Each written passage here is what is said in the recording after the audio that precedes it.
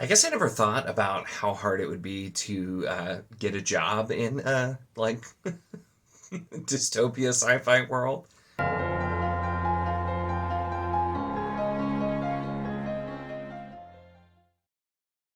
Hello and welcome to my channel. In this video, I will be talking about The Trellis by Jools, Cantor.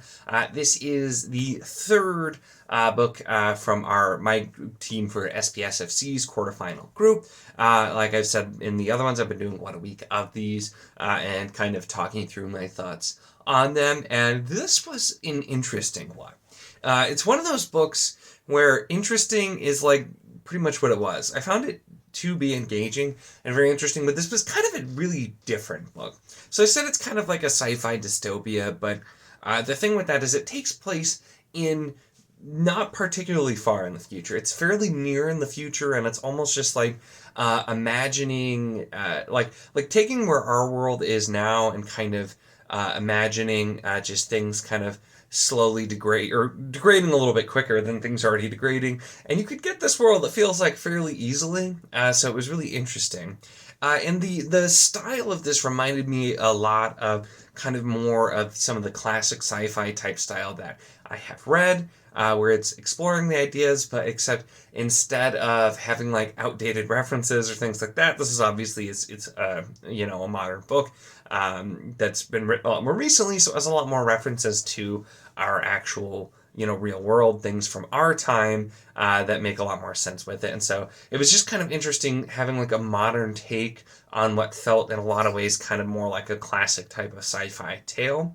This also, and it mentions on the blurb too, that it's got some different elements. It has definitely the sci-fi elements, but some kind of literary fiction style writing there as well, and other things going on. And it's a pretty complicated and yet simple story at the same time, I think is how I'll say that. So I mentioned the thing about having a job. We open up to this world with our generally our main character. There are some other characters, but our generally main character, Debbie Peck, who is a mediator and is offered a job opportunity at a very big corporation called the Jefferson Corporation, which basically could be absolutely life-changing for her as she starts, but there's also some things going on, including a murder that happens there that the very underfunded police of 6 counties are looking into, and that's where we have Melody Jackson, another one of our characters, who's been looking into that.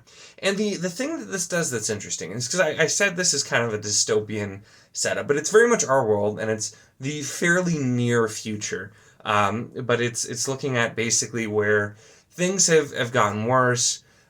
The Earth in general, it sounds like not just the U.S. There's been a lot of more natural disasters, natural resources running low, and people just basically having no money, work drying up, resources running out, and so just kind of the general struggle to live.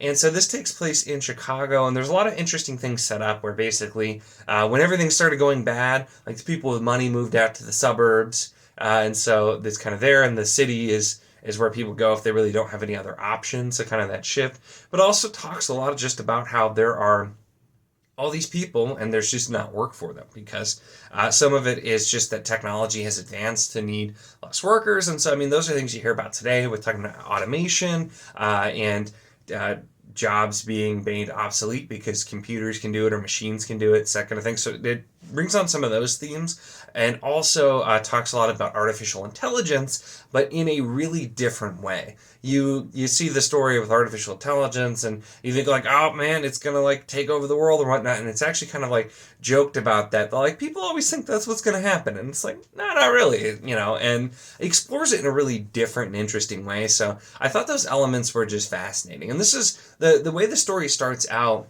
Was like I said, this isn't a huge action-packed story where there's just all these things going on. It's more looking at society and exploring this society through our characters. I thought the characters were well written, and it was just such an interesting read. It's one of those books where interesting is really the best descriptor, even though that always my wife always tells me if I say something's interesting, it makes it sound negative, and it's really not. I'm using that in a very literal and sincere way. This was just a very interesting read with the themes, the ideas that it was exploring, and the way that it was being done in just something that's a little bit different than other things that I've read.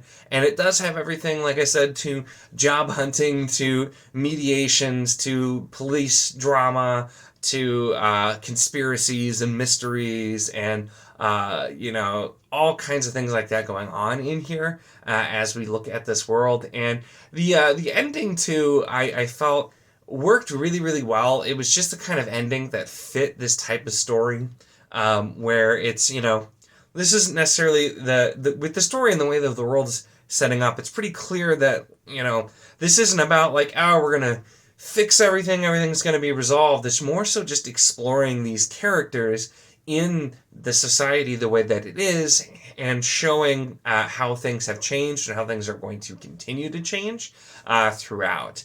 There were a few times where we had some like tangents where people were explaining things, and those were kind of hit and miss for me, because it's not even really info dumps. It's more just like a discussion that's being put in there. There's references throughout, and now that I say it, I can't. Something Brecht, who was like a German playwright, apparently is referenced in this several times. And I did some digging because it's not somebody I was familiar with. And apparently, his like revolutionary style of theater involved specifically having plays that were designed to basically make the audience question societal norms and look into themselves with introspection, included sometimes kind of having almost like the fourth wall break where you're being addressed. And so especially in retrospect, I think that's kind of what this was going for with some of the conversations, where we're specifically having this conversation in the book, and it's so that you, the reader, are getting the conversation and getting that kind of discussion.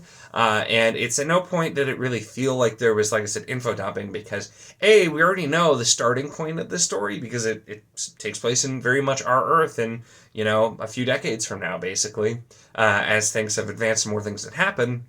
And I thought it was really interesting, too. The author's note actually specifically mentioned that, because this book came out, I think, in 2020, and the author's note specifically mentioned that from the time they started writing this book to getting ready to publish, there were some things they had in there that seemed like, they weren't going to actually happen for another 15, 20, 30 years, that then became actual talking points as well. And so it's the way the world has progressed, and some of the things that you can see. It's just, there's not really a whole lot in here that seems like unreasonable or like that won't happen. And that's what makes it, I feel like, even more interesting, because it's a story that's really examining a world that we could very easily get to with it. And granted, is all this going to happen? No, but it's like, it's not that far of a leap. Sometimes with sci-fi stories, a lot of times it's because they jump really far forward. So it's just like, in hundreds of years, this all happened. And it's like, okay, that makes sense. But I usually have an issue when you read the stories that are in the